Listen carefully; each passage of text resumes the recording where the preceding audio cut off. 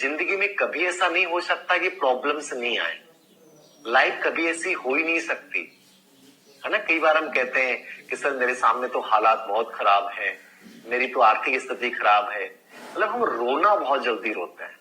और मैं एक चीज हमेशा बोलता हूं, मैंने बहुत खराब परिस्थितियां जी हैं, लेकिन मैं कभी किसी के सामने गिड़गिड़ाया नहीं, मैंने हमेशा चैलेंज लिया। मैं हमेशा ये कहता हूं, लाइफ में जब प्रॉब्लम्स नहीं आएंगी तो जिंदगी है ही नहीं। कभी आपने देखा है कि आदमी आईसीयू में भर्ती है, ठीक है ना, और आईसीयू में जो आदमी भर्ती होता है, बीमार होता है, उस आदमी की जो एक मॉनिटर होता है, उस पर एक लाइन चलती है, ऐसे लाइन चलती है। वो लाइन क्यों चलती है? वो लाइन इस बात को व्यक्त करती है कि आप जिंदा हो कि मुर्दा हो, ठीक है ना। ये लाइन जब तक चल रही है आप जिंदा हो। और ये लाइन किस बात को व्यक्त करती है? प्रॉब्लम्स, कि जिंदगी में उतार चढ़ाव है। जिंदगी में जितनी प्रॉब्लम्स आपके आ रही हैं, आप अच्छे हो, और मान लीजिए लाइन ऊपर नीचे होती होती लाइन सीधी आ जाएगी यूं, इसका मतलब क्या है? आप डेड हैं, आपकी मृत्यु है, ठीक है ना। मतलब कि ये उतार चढ़ाव है, ये प्रॉब्लम्स है, ये बैरियर्स है। जिंदगी में जितनी बाधाएं आ रही हैं उनसे डरिए मत। वो बाधाएं आपको और अच्छा बनाएंगी, कुछ ना कुछ नवीन सिखाएंगी। तो थॉर्नडाइक कहता है कि जैसे लक्ष्य बनाया, लक्ष्य बनाता ही बाधाएं आई, बाधाएं आ जाएं तो उनसे डरिए मत, उनके सामने सीना तान के खड़े हो जाइए कि तुम आ जाओ, मैं तैयार हूं, मैं हारूंगा नहीं, मैं रुकूंगा नहीं, मैं जीतूंगा डेफिनेटली, ठीक है। तो प्रॉब्लम्स के सामने नेगेटिव मत बनिए, ठीक है ना। जिंदगी में जब प्रॉब्लम्स नहीं आएंगी तो हमारी मृत्यु निश्चित है, चाहे वो कैसे भी प्रॉब्लम्स आए, चाहे लोग ताने मारे, चाहे घर वाले साथ नहीं दे, कुछ भी हो, लेकिन याद रखना उन सब प्रॉब्लम्स का समाधान केवल आपके पास है। और वो समाधान क्या है? रेडीनेस, कि मैं करूंगा, मैं करूंगी और डेफिनेटली मैं जीत जाऊंगा या जीत जाऊंगी, ये आपकी तत्परता है। तो कभी भी इस बात को मत सोचिए कि जिंदगी में प्रॉब्लम्स आती हैं तो हमारे साथ बुरा होने वाला है।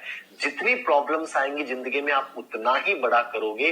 तो प्रॉब्लम्स आना एक पॉजिटिविटी है, याद रखना, नेगेटिविटी नहीं है। तो आपके सामने लक्ष्य उद्देश्य बनाने के बाद क्या आई? बाधा आई।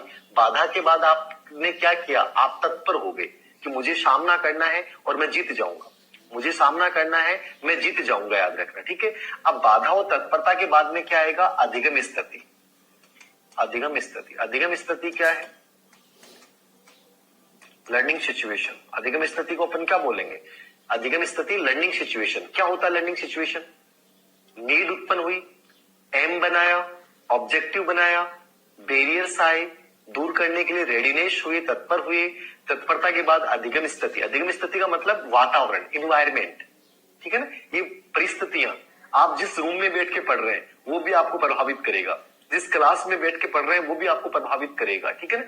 मैं हमेशा ऑफलाइन क्लासेस के जो बच्चे हैं उनको पता है कि मैं इस बात को बहुत बोलता हूँ कि जिंदगी में अपने आसपास का एनवायरमेंट बहुत अच्छा रखो, अपने रूम का वातावरण ऐसा अच्छा रखो कि उस रूम का जर्रा जर्रा मोटिवेट करे, ठीक है ना। घर का वातावरण भी ऐसा रखो जहां से एक मोटिवेशन मिले, ठीक है। आपके आसपास के वातावरण से आपका लर्निंग पावर प्रभावित होगा। यदि अधिगम स्थिति यानी वातावरण अच्छा है तो आप आगे बढ़ जाओगे, और वातावरण आपको अच्छा नहीं मिला तो आप आगे नहीं बढ़ पाओगे। तो आवश्यकता उत्पन्न होना, लक्ष्य उद्देश्य बनाना, फिर बाधा तत्परता आना, फिर अधिगम स्थिति, ठीक है। अब अधिगम स्थिति के बाद में क्या आएगा? अनुक्रिया। क्या आएगा? अनुक्रिया। अनुक्रिया किसको बोलते हैं? रिस्पॉन्स। रिस्पॉन्स यानी कि इस वातावरण के अकॉर्डिंग अपने आप को बनाने के लिए आप क्या करोगे? रिस्पॉन्स। हमारा जो भी व्यवहार होता है, जैसे मान लीजिए आप मेरी बात सुन रहे हो, आप मेरी बातें समझ रहे हो, सीख रहे हो, जो भी कर रहे हो, ये जो चीजें आप कर रहे हो वो सब अनुक्रिया है। इस वातावरण के अकॉर्डिंग अपने आप को बनाने के लिए जो भी व्यवहार अपन करते हैं वो सब क्या होता है? हमारी अनुक्रिया होती है। तो मेरी बातें सुन रहे हो, मेरी बातें समझ रहे हो, मेरी बातें लिख रहे हो, ये सब क्या कहलाएगा? आपका अनुक्रिया कहलाएगा। ये क्या कहलाएगा? आपका रिस्पॉन्स कहलाएगा। क्या कहलाएगा? रिस्पॉन्स।